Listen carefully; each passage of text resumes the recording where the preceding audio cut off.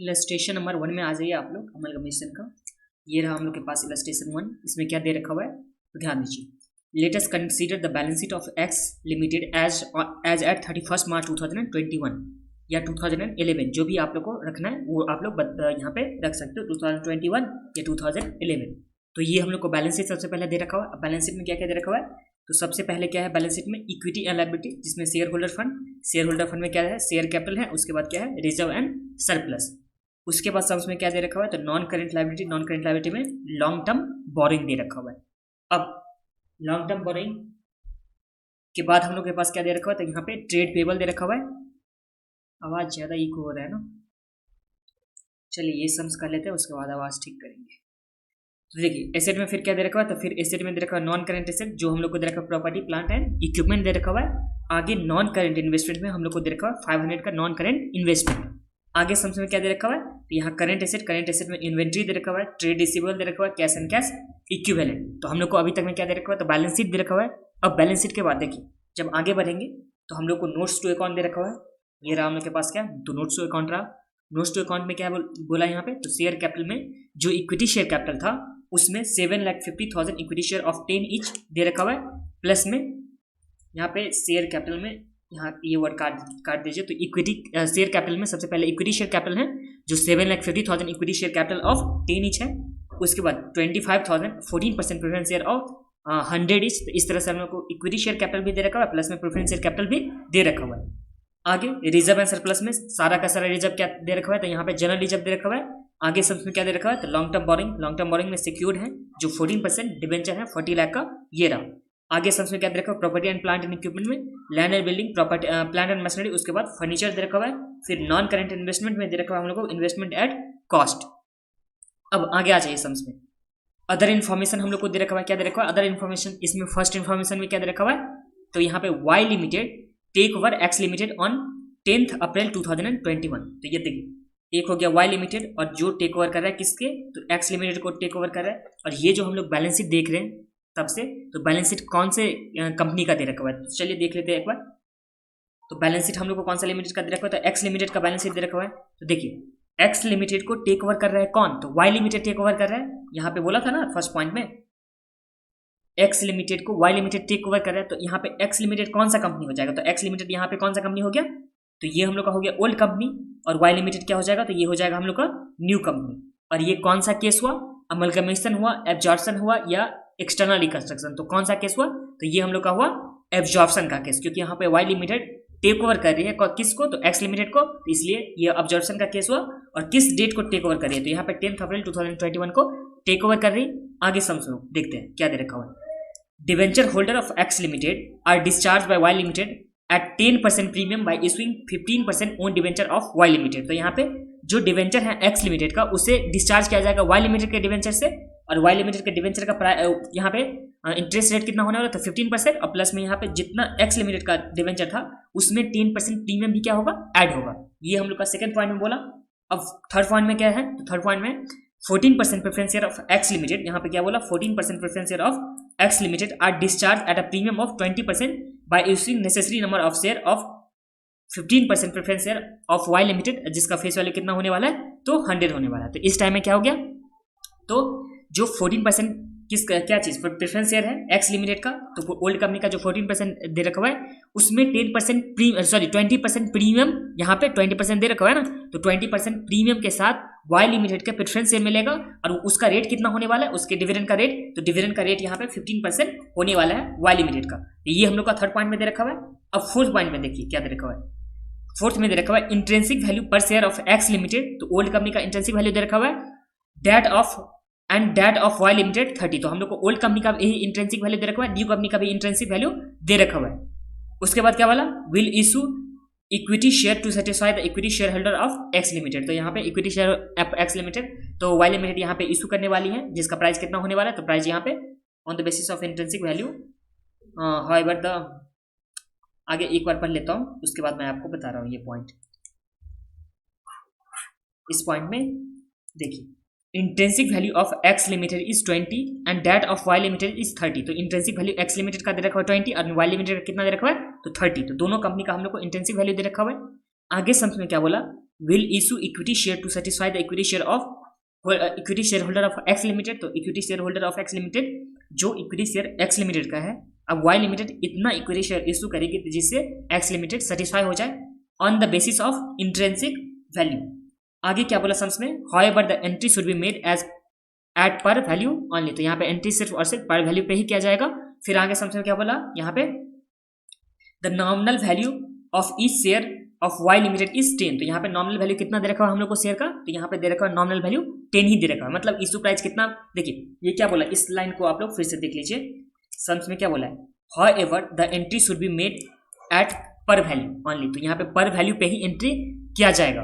फिर nominal value of the equity share of Y limited is 10। तो यहाँ पे नॉमिनल वैल्यू बोलो या पर वैल्यू बोलो तो एक ही बात हो गया, पर वैल्यू या नॉमिनल वैल्यू, जिसे फेस वैल्यू बोला जाता है। तो हम लोग को एंट्री जो करना है वो किस पे करना है, तो सिर्फ और सिर्फ 10 रुपीज पे करना है। प्लस में इंट्रिंसिक वैल्यू को कंसीडर करने के बाद हम लोग को क्या कर निकालना है, तो हम लोग को कितना नंबर ऑफ शेयर इशू करना चाहिए, कितने अमाउंट का इक्विटी शेयर इशू करना चाहिए, ये हम लोग को बताना है। अब सम्स में हम लोग को निकालना क्या है, तो कंप्यूट क्या बोला, तो कंप्यूट परचेज कंसिडरेशन। तो हम लोग को सम्स में निकालना है परचेज कंसिडरेशन। तो आ जाइए परचेज कंसिडरेशन वाला पॉइंट जो हम लोग किए थे इससे पहले वो एक बार देख लेते हैं। तो ध्यान दीजिए, यहाँ पे सम्स में क्या बोला, सम्स में कोई मेथड के बारे में तो नहीं बोला है। ये रहा हम लोग के पास, एक सेकेंड बता दूं, परचेज कंसिडरेशन का पॉइंट। तो परचेज कंसिडरेशन में हम लोग का क्या होता था, दो मेथड होता था, एक होता था नेट पेमेंट मेथड, दूसरा क्या होता था net asset method. Net payment method में क्या होता था, इसे हम लोग फर्स्ट प्रेफरेंस देते थे और नेट एसेट मेथड को हम लोग सेकंड प्रेफरेंस देते थे। नेट पेमेंट मेथड में क्या होता था कि कितना इक्विटी शेयर को मिलेगा, कितना प्रेफरेंस शेयर को मिलेगा, उसको हम लोग ऐड करके निकालते थे नेट पेमेंट मेथड में। अब सम्स में तो हम लोग को कितना प्रेफरेंस शेयर को मिलने वाला है उसके बारे में इन्फॉर्मेशन दे रखा हुआ है, प्लस में कितना इक्विटी शेयर को मिलने वाला है उसके बारे में भी हम लोग को इन्फॉर्मेशन दे रखा हुआ है। तो क्या करेंगे हम लोग, तो हम लोग नेट पेमेंट मेथड से चलेंगे। और नेट पेमेंट मेथड में क्या कैसे करते थे, तो पेमेंट टू, तो जितना पेमेंट करना होगा, फिर पेमेंट इन, और उसका वर्किंग होगा, और फिर क्या हो जाएगा, अमाउंट हो जाएगा। तो हम लोग को इस तरह से करना है।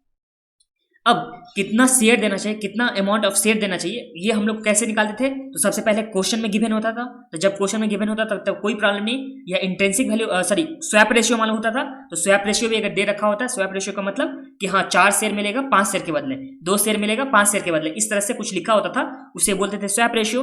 एंड उसके बाद क्या है, कैलकुलेटेड विद डीम स्वैप। तो डीम स्वैप के टाइम में हम लोग क्या करते थे, value of old company divided value of new company. और यहाँ पे वैल्यू में फेयर वैल्यू यूज किया जा सकता है, इंटेंसिक वैल्यू भी यूज किया जा सकता है। तो जो क्वेश्चन में दे रखा होगा उसके हिसाब से हम लोग करेंगे। तो हम लोग को इस सम्स के हिसाब से क्या दे रखा हुआ है, इस सम्स के हिसाब से हम लोग को इंट्रिंसिक वैल्यू दोनों कंपनी का दे रखा हुआ है, और उस इंट्रिंसिक वैल्यू में हम लोग नंबर ऑफ शेयर से मल्टीप्लाई करते हैं, और जितना इशू प्राइस होता है उससे हम लोग क्या करते हैं, मल्टीप्लाई करते हैं। ये जो हम लोग का second point and third point जो दे रखा हुआ है उसके हिसाब से ये हो गया। तो चलिए हम लोग बनाते हैं क्वेश्चन नंबर 1। क्वेश्चन ही है, इलस्ट्रेशन है, तो illustration number 1, calculation of purchase consideration. Calculation of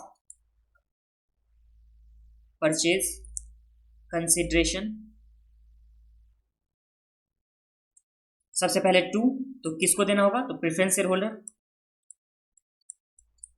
इन, तो क्या चीज में देंगे, तो हम लोग प्रेफरेंस शेयर होल्डर को क्या देते हैं नॉर्मली, तो प्रेफरेंस शेयर होल्डर को हम लोग नॉर्मली प्रेफरेंस शेयर देते हैं। इक्विटी शेयर होल्डर को हम लोग नॉर्मली इक्विटी शेयर देते हैं।